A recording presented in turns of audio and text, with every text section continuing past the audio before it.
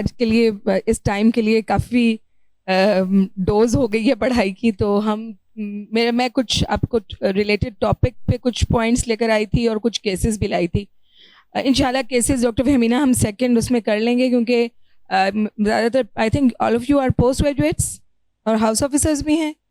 तो this is my promise के cases हैं मेरे पास 5 cases separately, but we will discuss it. This is a foundation, क्योंकि फाउंडेशन के बगैर केसेस करना भी ज़रा डिफ़िकल्ट होता है। तो डॉक्टर फहमीना और मेरी पहले भी बात हुई है कि हमें एक एक्टिविटी करनी है, मैं will do in the ward. तो पहले हम यहाँ से शुरू करेंगे। अच्छा, एक और बात मैं कहूँगी, हम सारे ही बहुत बोलते हैं, मैं और शाजिया तो स्पेशली। एक्चुअली देखो, जब मैं आ रही थी तो काफ़ी अर्से बाद मैं सिविल आई हूँ, तो people were sitting like that and वही एमेसिएटेड बच्चे, मदर्स, और वो आई वॉज जस्ट वंडरिंग कि यहाँ का भी वही हाल है। यही हाल है NICH आओ, मे बी तो पॉपुलेशन विच वी आर वो डिफरेंट है, मगर हालत वही है। तो सबसे पहले आपकी जो चीज़ है ना, वो न्यूट्रिशन। कुछ भी पढ़ाने से पहले, कुछ भी बताने से पहले मैं ये आपको कहूँगी, आपको न्यूट्रिशन के ऊपर ज़रूर फोकस करना है। महंगे महंगे टेस्ट, महंगी महंगी इन्वेस्टिगेशंस, हाँ अगर कोई डेफिनेट इंडिकेशन आपको लग रही है कि ये बच्चा ग्रो नहीं कर रहा, तो कोई मेल न्यूट्रिशन की कोई कॉज हो सकती है, तो आप उसके टेस्ट ज़रूर कराएं सेकेंडरी मेल न्यूट्रिशन को रूल आउट करने के लिए। मगर इम्पॉर्टेंट आपने डाइटरी हिस्ट्री ज़रूर लें। और एक मेरा मशहूर जुमला है जो कि ये नहीं लगाएं, प्रेजेंटेशन लगाएं। तो जो मेरा एक बहुत मशहूर जुमला है कि प्लीज़ आप पहले 1 अंडा और 1 कप दूध, यह हर बच्चे का हक़ है, आप ये ज़रूर दें। फिर हम टेस्ट भी साथ साथ कराते रहते हैं। हाँ, लैक्टोज इंटॉलरेंस है, सीलियक है, वो आपको साइड बाय साइड देखना है कि अगर वो बच्चा ग्रो नहीं कर रहा। ये मैं सेकेंड वाला बता दें। तो आई विल जस्ट अप्रोच, मुझे इन लोगों ने कहा था अप्रोच, तो हम लोग ट्रीटमेंट पार्ट ज़्यादा नहीं करेंगे, हम अप्रोच को डिस्कस करेंगे। नेक्स्ट प्लीज़, यहाँ से चेंज कर सकते हैं। ये हमारा इंस्टीट्यूट है, आप सब लोगों ने देखा होगा। तो हम जरा सा अप्रोच देखेंगे और मैनेजमेंट को हम टच करेंगे। हम basically we are going to discuss the physiology. Auxology क्या होती है? ऑक्सोलॉजी किसी को पता है क्या होती है? आई थिंक खुर्रम को तो पता होगा, पीजीज को अगर नहीं पता तो auxology is the science of measurements, कि आपकी बॉडी के जितने प्रोपोर्शंस हैं, हाइट है, वेट है, BMI है, हेड सर्कमफ्रेंस है, this science is called auxology, science of measurements. फिर आपने डिफरेंट चार्ट्स को कैसे देखना है, फिर आपने क्या अप्रोच करना है, फिर डायग्नोसिस और अप्रोप्रिएट ट्रीटमेंट हम थोड़ा सा चेक करेंगे। तो ये story is not new, short statures story is not new, it's old since mankind is there. तो ये 7 ड्वार्फ्स और स्नो वाइट वाली स्टोरी है, और ये मेरी बहुत फेवरेट स्लाइड है। ये डॉक्टर जमाल की स्लाइड थी, but I love this slide, क्योंकि हम भी ये सुनते आ रहे हैं बचपन से। तो there are, beside malnutrition, there are other causes of short stature, जिसे हम कहेंगे ड्वार्फिज्म है या और डिसऑर्डर्स हैं। So it's not new. अच्छा, ये एक बच्चा है, आप लोग पिक्चर देख लें, मेरे ख्याल में जिसने मेरी पहले भी, तो ये एक आप देख सकते हैं कि it's not Pakistan, somewhere else. He is the shortest in the class. So आपकी एक सक्सेस स्टोरी है, हम एंड पर देखेंगे कि ये कौन है। अगर किसी को पता है तो ठीक है, हाँ मैसी है, क्यों, क्या है इसकी स्टोरी, बात करेंगे। Why it is important to treat और to listen about the short stature. Why, क्या है, छोटा कद है, क्या फ़र्क पड़ता है? किसी ने एक प्रेजेंटेशन में भी कहा था कि अगर भाई 4 फुट 11 इंच भी हैं तो क्या है, but sometimes it's really distressing for the patients. आपको पता है कि एक बच्ची लाइक लास्ट वीक मेरे पास आई, she was crying in front of the mother and she said if you are not going to raise my height, बहुत शॉर्ट थी, 4'2" होगी, and the monarchy was there and she was very, तो she was crying that I will commit suicide. मैंने कहा देखो बेटा, पहले फिर तो like you have to give then some time to the patient. So that can be the extreme of the things. आप imagine करें कि मेरा कद किसी तरह बढ़ा दें, सारी क्लास में मुझे तंग करते हैं, मैं क्लास में सबसे छोटी हूँ, और मुझे कहते हैं तुम तो बिल्कुल बच्ची लगती हो, और भी उसके थोड़े इश्यूज थे, प्यूबर्टल इश्यूज भी थे। तो it's not easy, you have to listen to the patient and then you have to investigate relevantly and treat accordingly. Treatment भी बहुत एक्सपेंसिव है, तो have to select the patient जिनको वाकई ट्रीटमेंट की ज़रूरत है और उनको फिर फ़ायदा भी मिलेगा। सो इट्स नॉट दैट कि भाई छोटा कद है, कद नहीं बढ़ा तो हम उसको ऐसे एक तरफ करके इग्नोर कर दें। तो science of disease, it can be a science of disease, it can be a disability and it can be a social stigma causing a great psychosocial stress। ये एक और बहुत बेसिक स्लाइड है, ये आपको जो भी आप कर रहे हैं, जो भी एंडो करता है उसको ये ज़रूर पता होना चाहिए। 1759 में मॉन्ट बिलार्ड एक बंदा था, ही प्लॉटेड हिज ओन सन्स, उसने अपनी पूरी बच्चे की 17 साल तक चार्ट, इसको कहते हैं infant childhood puberty curve. Again this is very basic कि उसने यहाँ से लेकर अपने बच्चे को मॉनिटर करता रहा, उसकी बर्थडेज पर उसका यानी कि he has done it in 1759. Imagine कि उन लोगों की like they were so had, ये उसने मॉनिटर. फिर उसने देखा कि देयर इज अनदर थिंग कि वो ग्रोथ वेलोसिटी है, कि शुरू में बच्चे ने बहुत रैपिडली ग्रो किया and then there was a static time कि वो थोड़ा कम ग्रो करता रहा, बट प्यूबर्टी से पहले थोड़ा और स्लो हुआ, फिर एकदम प्यूबर्टल स्पर्ट आया एंड देन ही इवेंचुअली उसकी फाइनल हाइट अचीव हुई. So this is a basic of infant childhood puberty curve of all the growth models. ये आपको भी ये इसके बारे में भी थोड़ा पता होना चाहिए. So first 2 years basically infantile and nutritional है, लेकिन hormonal भी बहुत important है. इस that mention नहीं है, but thyroid is important in all the stages of life. जिंदगी के किसी भी लम्हे थायराइड को आप निकाल नहीं सकते अपनी लाइफ से, ठीक है. तो बेसिक फ्यूल और बेसिक वो है. तो मेनली लेकिन इन्फेंट जो कहते हैं, जो आपकी बुनियाद रखी गई है, वो पूरी ज़िंदगी आपके साथ जाती है, तो बहुत इंपॉर्टेंट है फर्स्ट 2 years ऑफ लाइफ. फिर चाइल्डहुड और मिडिल चाइल्डहुड में आपका ग्रोथ हार्मोन का रोल बहुत इंपॉर्टेंट है इस टाइम पर, ओके. और फिर आपका प्यूबर्टी आती है जिसमें फीमेल्स में एस्ट्रोजन है और मेल्स में टेस्टोस्टेरोन है, ठीक है. ये बात क्लियर है. अब थोड़ा सा हम 2 पार्ट्स में डिवाइड कर लेते हैं ग्रोथ को, 0 to 5 years and then 5 years onward. 0 to 5 years जो होती है वो थोड़ी सी डिफरेंट होती है. बहुत फास्ट बच्चा इनिशियल 2 years में ग्रो करता है. The fastest growth in life both of brain and height is the early 2 years. तो क्या है, 25 सेंटीमीटर आपकी बर्थ, रूल ऑफ 5 है, या आगे इसको राउंड फिगर में करने के लिए रूल ऑफ 5 भी बनाया गया है, but exact 25 centimetre birth to 1 year पर आपकी हाइट बढ़ती है. वेट भी बहुत रैपिडली बढ़ता है. फिर 12 centimetre 1 to 2 years and then 8 centimetre 2 से 3 साल तक, और 4 to 7 सेंटीमीटर 4 years तक आपकी, और प्यूबर्टी तक, यहाँ तक. ये आपने देखा इनिशियल बहुत रैपिड है, और साथ साथ आपकी बोन भी ग्रो कर रही है. यहाँ तक आपकी बोन ग्रोथ हो रही है. ये आपका ग्रोथ हार्मोन का पीरियड है. ये चाइल्डहुड ग्रोथ यहाँ पर, और यहाँ पर, यहाँ तक आपका thyroid everywhere is very important. यहाँ प्यूबर्टी के पास जाकर आपकी स्टॉप होती है. बट 5 years तक इनिशियल के बाद थोड़ी स्टैटिक ग्रोथ रहती है, टुक टुक टुक टुक, जैसे ना स्लो बैटिंग कर रहा होता है बच्चा, मगर प्यूबर्टी पे फिर आपको स्पर्ट मिलेगा. बॉयज़ और गर्ल्स की थोड़ी सी डिफरेंट होती है. देन 5 years से लेकर प्यूबर्टी तक थोड़ा सा आपका ज़रा सा स्मूथ यानी कि स्टेबल ग्रोथ रहती है. 2 सेंटीमीटर्स तक, 5 सेंटीमीटर्स पर ईयर तक रहती है. फिर थोड़ा सा प्यूबर्टी से पहले थोड़ी सी कहते हैं कि ग्रोथ थोड़ी कम हो जाती है, मगर ये बच्चे चाइल्ड टू चाइल्ड वेरी करता है.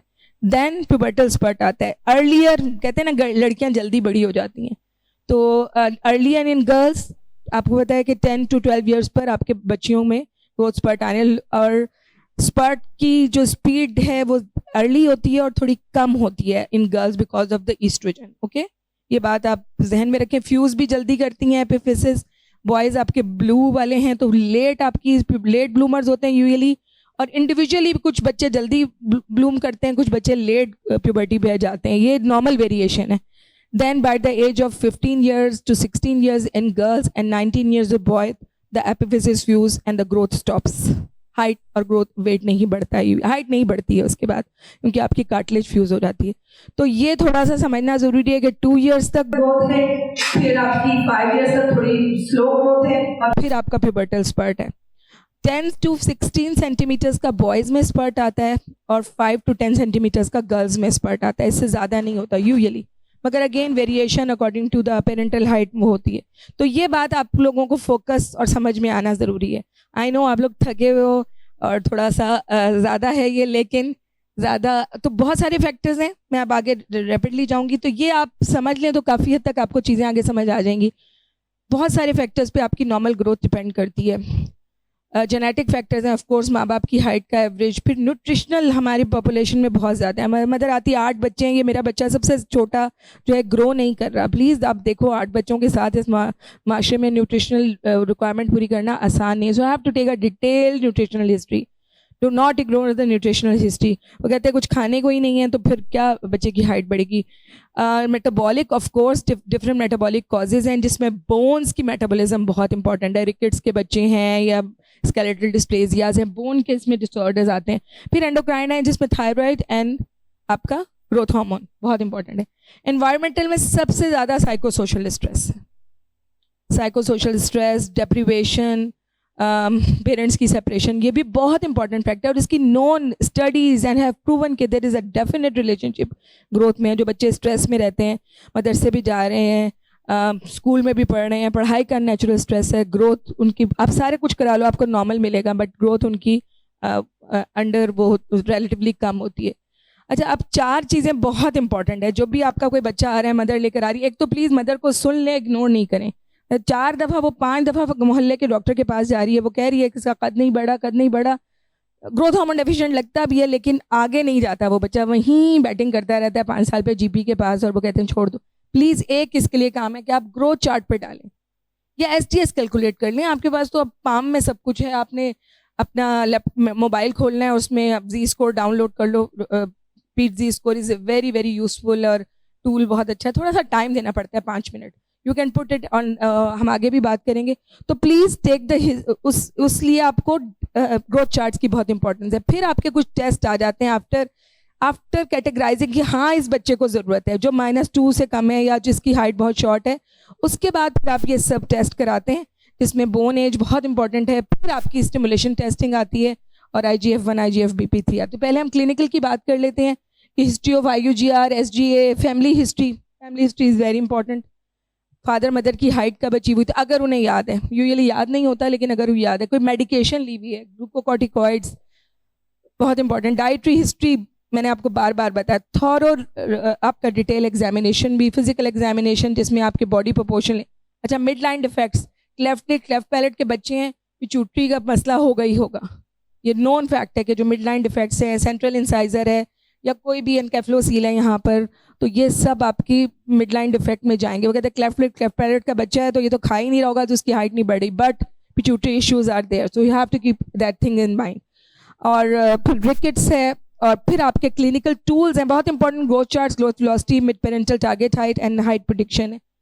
तो ये क्वेश्चन करने के बाद कितना छोटा है बच्चा, उसकी जीवी देखनी है और उसकी प्रिडिक्टेड हाइट निकालनी है। वो कैसे करना है, लेस देन 2 years पे आप लेंथ लेते हैं, ग्रोथ वेलोसिटी, वेट और FOC of course, and more than 2 पर आपकी हाइट आती है, ओके, और फिर जीवी है और वेट है। अब लेना कैसे है कि हाइट लेने के बाद आपने ग्रोथ चार्ट्स पे उसको डालना है, सेंटाइल पे देखना है वो कहाँ आता है। 5 मिनट लगते हैं, बिलीव यू मी, ज़्यादा नहीं। स्टैंडर्ड डेविएशन स्कोर निकालना है, SDS, वो जो PTZ स्कोर है उससे। फिर बॉडी प्रोपोर्शन लेना है, standing exam point of view से भी बहुत इंपॉर्टेंट है। अपर सेगमेंट, लोअर सेगमेंट, आप आर्म स्पैन, एक बच्चा आपको एंटर हो जाता है तो आपको आइडिया हो जाता है यार ये प्रोपोर्शनेट है या डिसप्रोपोर्शनेट है, तो वो आइडिया करना भी ज़रूरी है, ठीक है। फिर मिड पेरेंटल हाइट, अगर दोनों मौजूद हैं या मदर फादर से कहीं घर से हाइट ले हैं, उनका TCR निकालना है, ठीक है। जीवी बहुत इंपॉर्टेंट है, अगेन जीवी के भी अब टूल्स मौजूद हैं, वो भी आप निकाल सकते हैं, मगर अगेन 2 टाइम पर आपकी हाइट बहुत अच्छी होनी चाहिए।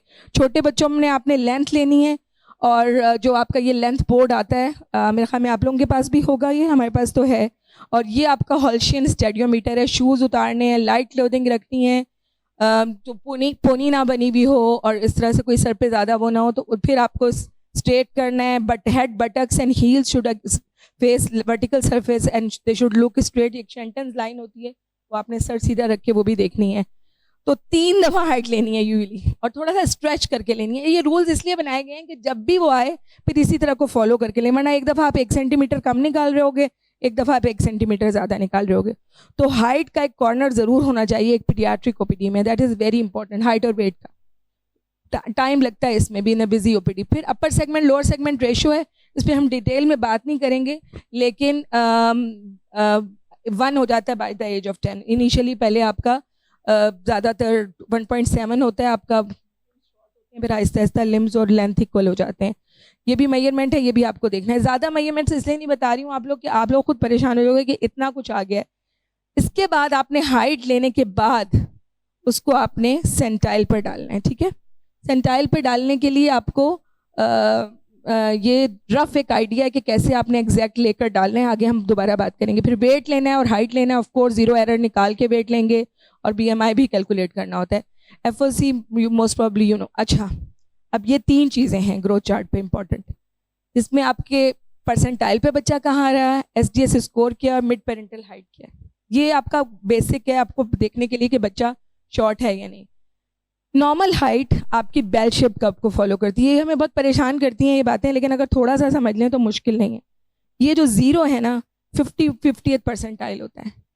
50th से नीचे जो है ना फिर आपका SDSS स्कोर शुरू हो जाता है। ये 50th के बाद आई थिंक 40th है, ये 30th है, ये आपका लेस देन 10th या 20th चला जाता है। यहाँ पर होगा लेस देन -2 स्टैंडर्ड डेविएशन।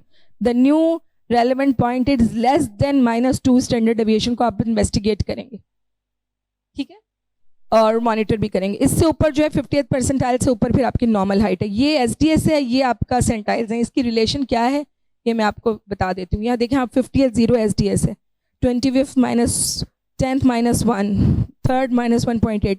तो एक चीज़ होती है सेंटाइल और एक चीज़ होती है SDSS। यानी कि 50th परसेंटाइल से जब भी लो है आपका वो बच्चा माइनस में जाना शुरू हो गया है।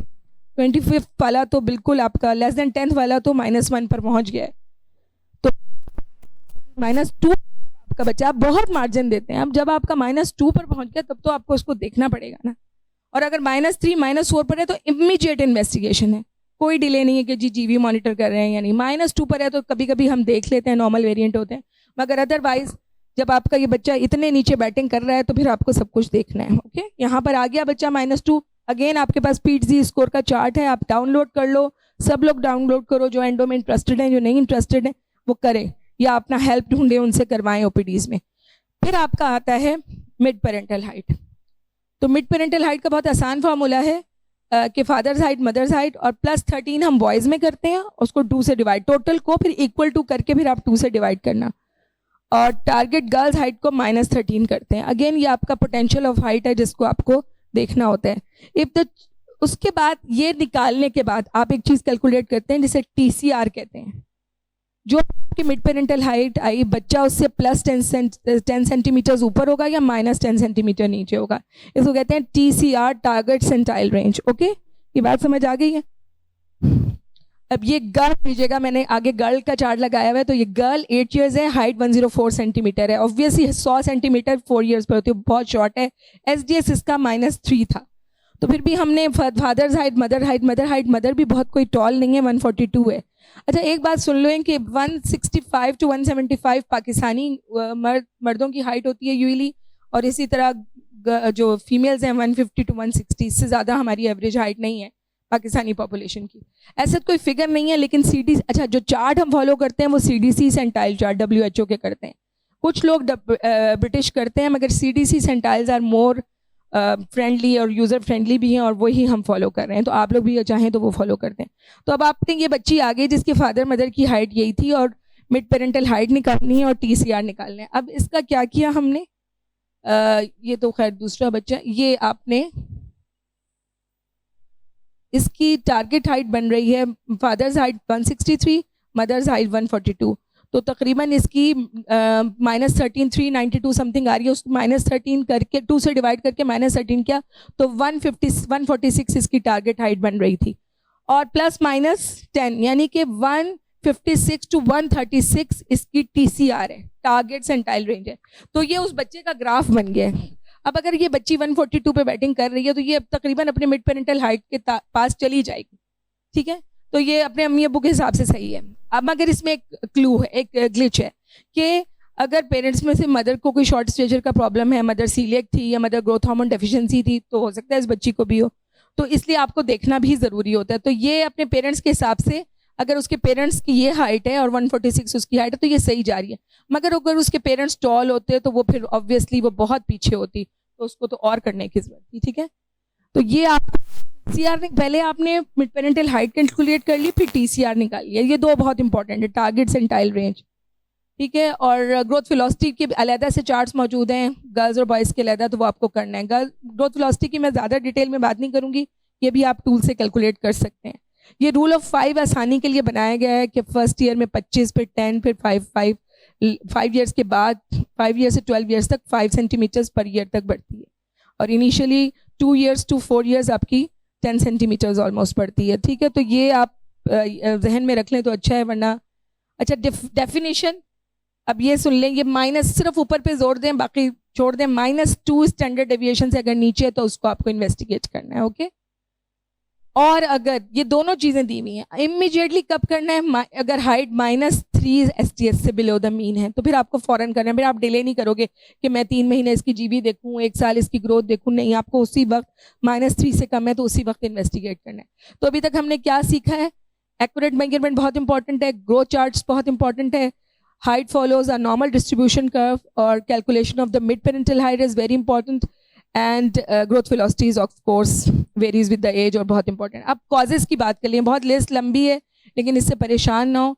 जो इंपॉर्टेंट कॉजेज हैं वो प्रोपोर्शनेट और डिस्प्रोपोर्शनेट में आपने डिवाइड कर देने। प्रोपोर्शनेट आपकी नॉर्मल वेरिएंट है जिसपे फैमिलियल की बात होती है और कॉन्स्टिट्यूशनल ग्रोथ डिले की बात होती है, और फिर SGA प्रीमेच्योर बेबीज और क्रोमोसोमल टर्नर है, फिर साइकोसोशल डिप्रिवेशन पे बात कर लिया, फिर आपकी आ जाती है ग्रोथ हार्मोन, हाइपोथायराइडिज्म, कुशिंग्स है और सूडो हाइपोपैराथाइम, फिर आपकी डिस्प्रोपोर्शनेट। अभी डिस्प्रोपोर्शनेट में सॉफ्ट डिस्प्रोपोर्शनेट भी आ जाते हैं, वो लोग फिर उसका ITT भी करा लेते हैं, सब कुछ करा लेते हैं, मगर वो सब नॉर्मल आ रहा होता है।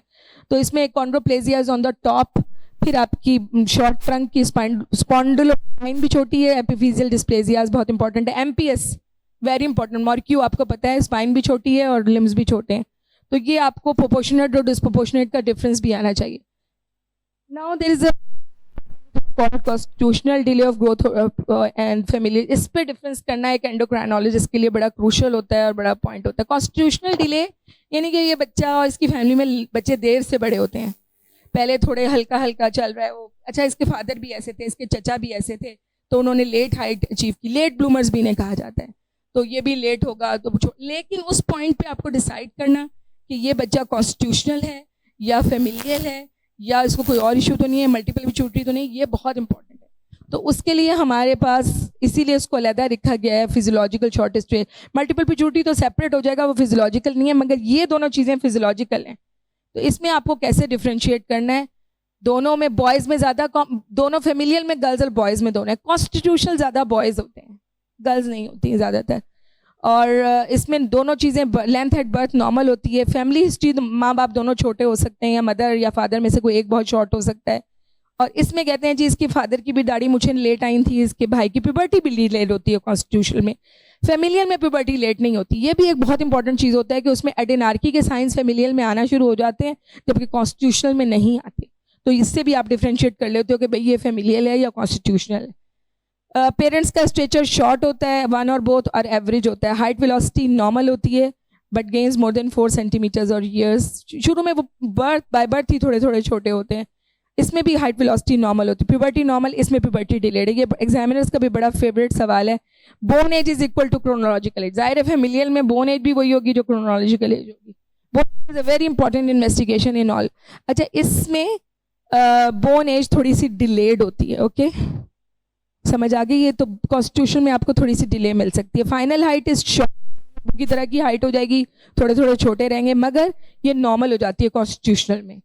कॉन्स्टिट्यूशनल और फैमिलियल को डिफरेंशिएट करने के लिए एक पॉइंट होता है, उस 12-13 साल के बच्चे की अर्ली एडेनार्की की चीज़ें आ रही होती हैं और बोन एज नॉर्मल होती है जबकि वो लेट होता है। हाँ, ये मैं बार बार कहती हूँ कि फैमिलियल में अगर पेरेंट्स को भी कोई वजह रही है, किसी एक पेरेंट को या दोनों पेरेंट को, तो वो आप ज़रूर जहन में रखें। तो जब आप तजर्बा आपको बहुत कुछ सिखाता है और बहुत कुछ बताता है, ठीक है। तो ये आपकी कॉन्स्टिट्यूशनल है कि वो यहाँ तो छोटा था मगर आगे जाके तकरीबन नॉर्मल हो गया। और फैमिलियल वाले तो लो हाइट पे वेटिंग करते रहते हैं, प्यूबर्टी भी हो जाती है और फाइनल हाइट उनकी कम होती है। सो क्लिनिकल एवेल्युएशन बहुत इंपॉर्टेंट है। जो आपने देख लिया उसको रिलेट करें और इन्वेस्टिगेट करें और प्रॉपर्ली ट्रीट करें। कुछ क्वेश्चंस हैं, जैसे पेशेंट वॉक करता है, मैं आपको कुछ तस्वीरें दिखाऊंगी, फिर बताइएगा ये क्या है।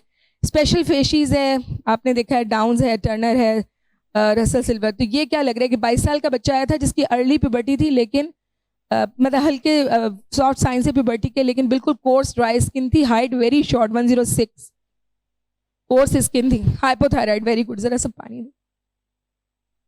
और ये आपको अभी भी हम एक क्रेटिन देख रहे हैं 20-22 साल के बच्चों को, इसलिए पाकिस्तान अभी हेल्थ के लिए वहीं खड़ा है। ये भी आपको ये कोर्स ड्राई है, ये भी हाइपोथायराइड है। थोड़ा कोई और डिफरेंशियल बताएगा इस टंग के? मैक्रोग्लॉसिया, कौन सा सिंड्रोम होता है macroglossia? Beckwith Wiedemann, yes. ये बहुत शॉर्ट है बच्ची, 15 साल की, और ये प्यूबर्टी भी नहीं है और ये इंक्रीज कैरिंग एंगल है, यस गुड, वेरी गुड। तो थोड़ी सी वेबिंग भी आपको लग रही है, तो ये टर्नर है।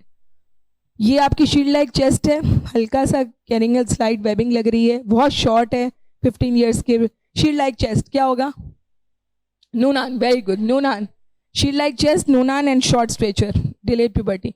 ये नॉर्मल पेरेंट्स है, नॉर्मल हाइट है, और बच्चे देख लेंगे प्राइमोडियल, दो डिफरेंशियल है इसकी, प्राइमोडियल डवार्फ भी हो सकता है, सिल्वर रसल भी हो सकता है, ठीक है। अच्छा, अब ये तो बच्चे जो कि आपको ऑब्वियस डिस्मॉर्फिज्म और चीज़ें मिल रही हैं वो आपने आइडेंटिफाई कर। सिल्वर रसल का और क्या फीचर होता है? क्लिनोडेक्टली, हेमी हाइपरट्रॉफी। लेकिन प्राइमोडियल डवार्फ में ऐसा नहीं मिलता, वो सारे जनरलाइज शॉर्ट होते हैं। तो शॉर्ट 20 भी है तो फिर क्या होगा? अगेन ये आपका कुशिंग्स है, या हाइपोथायराइड भी कह सकते हैं। ये आपका क्लासिकल कुशिंग्स है। ये क्लासिकल ग्रोथ हार्मोन डेफिशिएंसी होती है, जो किताबों में लिखा है वो शॉर्ट और ओबीज लिखे हैं। लेकिन हमारे पास ज़रा थोड़े थिन ही आते हैं। लेकिन ये थोड़े से, ये 13 साल का है, ये 12 साल का है, ये पेरेंट्स नॉर्मल हाइट के लग रहे हैं, ये दोनों ग्रोथ हार्मोन डेफिशिएंट हैं, छोटे छोटे फीचर्स हैं, बारीक सी वॉइस है। So these are all growth hormone deficient. अच्छा, एक ये बच्ची है जो शॉर्ट भी थी और बहुत थिन और एमेसिएटेड थी। ये क्या हो सकती है जो शॉर्ट स्ट्रेचर की हम बहुत कॉमनली कॉज देखते हैं? अच्छा, थोड़ा, यस, एक्सीलेंट। ये ट्रीटमेंट के बाद है, आप देखें कितना फर्क आया है, इट्स ह्यूज डिफरेंस। उसको सीलिएक पॉजिटिव था, तो फिर ग्लूटेन फ्री डाइट पे she has improve remarkably. Sometimes coeliac नहीं इम्प्रूव करते हैं डाइट, वो थोड़ा सा उनकी कंप्लायंस का भी इशू होता है। Disproportionate short stature, overshoot sign presence, क्या होगा? Most common and the most important, very good, achondroplasia, बहुत कॉमन है। ये क्या हो सकते हैं? शॉर्ट हैं, थोड़े से थोड़े इसके फ्लैक्स आपको लग रहे हैं, वेरी गुड, मॉर्क्यू हैं ये तो, ठीक है, दोनों बहन भाई। तो यहाँ तो आप ये क्लिनिकल फीचर्स और इस पे डायग्नोज कर लेंगे, ठीक है, कि ये क्या है। वॉक इन करता है पेशेंट तो आपकी आधी डायग्नोसिस बन जानी चाहिए, ओके। उसके बाद फिर investigate, clinical examination, putting on the centile chart is extremely important, ठीक है।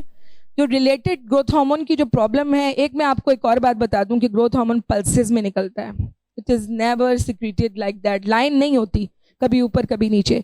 इसीलिए ग्रोथ हार्मोन की आपकी प्रोवोकेटिव टेस्टिंग, तमाम एंडो की मेजॉरिटी टेस्ट प्रोवोकेटिव, और उनको इंटरप्रिटेशन एंडो बेस ही इसी पे करती है। तो प्रोवोक आईटीटी आप ग्रोथ हार्मोन का लेवल नहीं कराओगे, अगर किसी की जरूरत पड़ती है कराने की तो प्रोवोकेटिव टेस्टिंग आईटीटी कराओगे।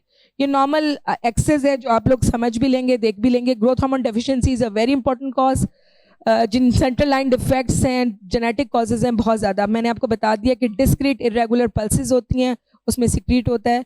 और ये आपका क्लासिकल जो एक्सेस है, IGF-1 फाइनल एक्ट करता है मसल पर, एडिपोज टिश्यू पे, और ये जो लीनियर ग्रोथ पे जो एक्ट करता है, यहाँ से आपकी हाइट बढ़ती है। यहाँ ग्रोथ हार्मोन डेफिशिएंट होता है तो फिर आपकी IGF-1 भी इधर नहीं एक्ट करता और एपिफिजिस की ग्रोथ नहीं होती। तो ये बोन पर जो इफेक्ट है ना, ये हमें मसला कर रहा होता है। और होता है तो वो शॉर्ट और ओबीज होते हैं, ठीक है। अगेन ये ऑलमोस्ट सेम है, नेगेटिव आपको बताएगा, किसी भी लेवल पे डिफेक्ट होगा बच्चा शॉर्ट हो जाएगा। हाइपोथैलेमस से लेकर अगर IGF-1 नहीं बन रहा तब भी बच्चा शॉर्ट हो सकता है, ठीक है। Sorry, I have to rush because there is genetic disorders बहुत कॉमन है, बहुत कॉमन है, जो कि हमारे पास मेजॉरिटी कंसेंगुइनिटी है। तो पिट्यूटरी डेवलपमेंट से लेकर PAP2 डेफिशिएंसी तक आपको मिल जाएंगे। मिलती है, थोड़ा से ओबीज मिलते हैं, और थोड़ी सी हाई होती है, बारीक सी आवाज़ होती है, स्मॉल चिन, थोड़ा सा चिब्यूरिक जिसे फेस कहते हैं, और डॉल लाइक फेशिस होते हैं। और समटाइम्स उसके साथ मल्टीपल पिट्यूटरी की भी एसोसिएशन होती है। समटाइम हमें न्यूबॉर्न को दिखाने के लिए बुलाया जाता है माइक्रोपिनियस, तो फिर वो आप कहोगे कि मल्टीपल पिट्यूटरी हो सकता है। ये एक फैमिली है, मैं लाई इसलिए हूँ कि ये गुजरांवाला से चली है, ये तमाम जगह पे दिखाती हुई हमारे पास आई थी। ये बच्चा 21 ईयर्स का हो गया है, स्टिल अनट्रीटेड। ये बच्ची थोड़ा सा इसको ग्रोथ ट्रीटमेंट मिला है तो थोड़ी better. Now there is another one child who is born recently and he is also the classical, they belong to the Christian community. उनमें इतना कंसेंगुइनिटी है भी नहीं, but they have got the classical mid facial hypoplasia, the small chin, the small features, थोड़े से blue sclera हैं जो कि पिक्चर में नहीं है। हाइपोथायराइड भी है ये बड़ा वाला। तो अब इनका हमने जीन्स जेनेटिक भेजा इस फैमिली का, तो HEX1 जीन आया है, तो हम इंशाल्लाह इसको भी। ये मिड फेशियल इस बच्चे का, तो छोटे वाले का तो आपको क्लासिकल मिड फेशियल हाइपोप्लेजिया का लग रहा है, तो पिट्यूटरी की तरफ आपको ये इंडिकेशन करता है जिसकी आपका मिड फेशियल हाइपोप्लेजिया। ये भी एक क्लासिकल फ्रंटल, आपको ये डॉल, इस तरह के बच्चे आपको नजर आएंगे ओपीडीज में, ठीक है। ये थोड़ा सा फ्रंटल बॉसिंग है, और ये स्पार्स हेयर भी सब फीचर है ग्रोथ हार्मोन डेफिशिएंसी का। तो ये classical again growth hormone deficiency, ये पिक्चर दिखाना जरूरी है। ये एक और चीज़ होती है जो कि बिल्कुल सिमिलर है growth hormone deficiency, but it is growth hormone resistance. और लेरोन सिंड्रोम है। सो डायग्नोसिस आपने करनी आईटीटी के साथ है। Please don't do single growth hormone level, ठीक है। फिर बोन एज बहुत इंपॉर्टेंट है, पिट्यूटरी डिफेक्ट है तो एमआरआई कराना ही कराना है। एज सुन एज यू, अगर आपने डायग्नोज कर लिया पेशेंट अफोर्डिंग है, तो द बेस्ट रिस्पॉन्स इज कि जब भी आप ट्रीटमेंट स्टार्ट कर दें तो फर्स्ट ईयर में मैक्सिमम बेनिफिट है, लेटर ऑन लिटरेचर कहता है कि आप till the growth potential is there you can give growth hormone, but unfortunately हमारे पास फाइनेंशियल इश्यूज बहुत ज़्यादा हैं और अब तो अवेलेबिलिटी भी इशू है। तो 0.02 टू 0.03 मिलीग्राम पर केजी पर डे सब क्यों लगाते हैं रात को, बिकॉज नेचुरल आपको मिमिक करना होता है। ओके, IGF-1 डोज टाइट्रेशन के लिए बहुत इंपॉर्टेंट है, बेसलाइन कराओगे फिर बाद में कराओगे, ठीक है। ये एक अप्रोच मैंने आपको दोबारा बता दूंगी। IGF-1 लेवल उस वक्त कराना है जब आपने ट्रीटमेंट स्टार्ट करना है, और ग्रोथ हार्मोन पीक कम है। अगर पीक पर लेस देन 10 है तो इट इज सिग्निफिकेंट, और अगर हाई आ रहा है 25-26, बच्चा बहुत शॉर्ट है, तो always suspect that can be growth hormone insensitivity और लेरोन सिंड्रोम। ओके, तो early diagnosis is very important. बच्चा नहीं समझ में आ रहा, प्लीज आगे किसी को भेज दें, नहीं तो खुद उसको सेंटाइल पे डालें, सीनियर से मशवरा करें, खुद अपने आप उसमें ना रखें। तो it's always good to take help, it's always. मैं और डॉक्टर फहमीना हम दोनों एक दूसरे से बहुत डिस्कस करते हैं। मैं भी कभी फंसती हूँ तो मैं मैडम को कॉल करती हूँ। तो प्लीज़ आप लोग भी प्लीज़, जूनियर्स में मैंने ये बहुत देखा है कि they don't, especially in the private practice, they keep on, I'm sorry to say, we are all brothers and sisters and we are all ethically bound to so many things, but this is a fact. So बहुत सारे फ़ायदे हैं। अगर आप late diagnose करोगे, adult height कम होगी, bone density कम होगी, अगर मल्टीपल पिट्यूटरी है तो उसमें फर्टिलिटी के इश्यूज भी आएंगे। एकेडमिक बहुत बच्चे सफ़र करते हैं, कुछ बच्चे बहुत करते हैं, उनके पेरेंट्स और ज़्यादा उनसे हैं। सो की मैसेज ये है कि चाइल्ड ग्रोथ रिफ्लेक्ट्स हिज और हर जनरल हेल्थ।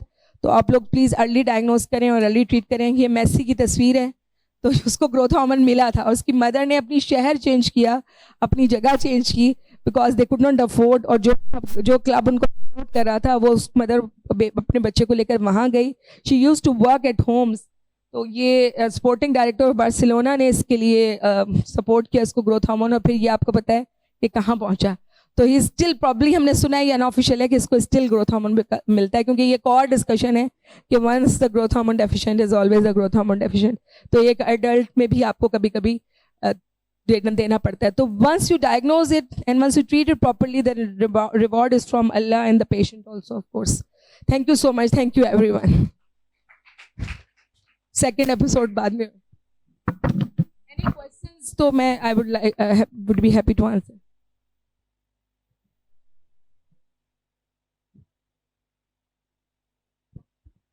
प्रोवोकेटिव टेस्टिंग है, आपको कोई भी स्टिमुलस देना है और फिर ग्रोथ हार्मोन पल्सेस में सिक्रीट होता है। कोई स्ट्रेस होगा या कोई